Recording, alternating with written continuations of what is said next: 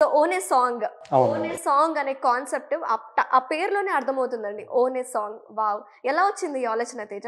మా బ్రదర్ చెప్తారు. ఓకే. అనిరుద్ గారు థాట్ చెప్పండి అయితే మీరు. కంప్లీట్‌లీ నాదే అండి. హ్మ్. లైక్ ఐయామ్ ద ఫౌండర్ అండి. చాలా ఇయర్స్ నుండి మ్యూజిక్ చేస్తూ ఉన్నాను. లైక్ షార్ట్ ఫిల్మ్స్‌కి, ప్రైవేట్ సాంగ్స్‌కి, వెబ్ సీరీస్‌కి మొత్తం యూట్యూబ్ బేస్డ్ అండి. లైక్ చేస్తూ ఉంటే అలా చేస్తూ ఉండగా ప్యారలల్‌గా నాకు కొంతమంది అప్రోచ్ అయ్యారన్నమాట. నేను పలానా లవ్ ఎక్స్‌ప్రెస్ చేద్దాం అనుకుంటున్నాను. నాకు ఒక సాంగ్ చేసి పెట్టండి.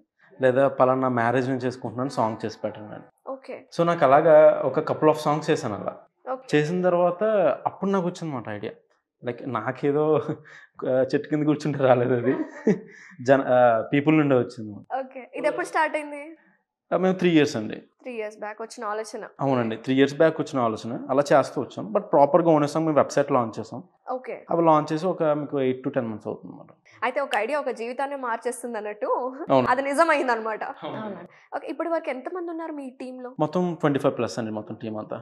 25+. Composers, lyricists, music directors, mixing engineers అండి. ఓకే. యాస్ ఎ ఫౌండర్‌గా సో మీ రోల్స్ అండ్ రెస్పాన్సిబిలిటీస్ ఏంటసలు ఓన్ ఏ సాంగ్? నేను మ్యూజిక్ డైరెక్షన్ హెడ్ అండి నేను. ఓకే.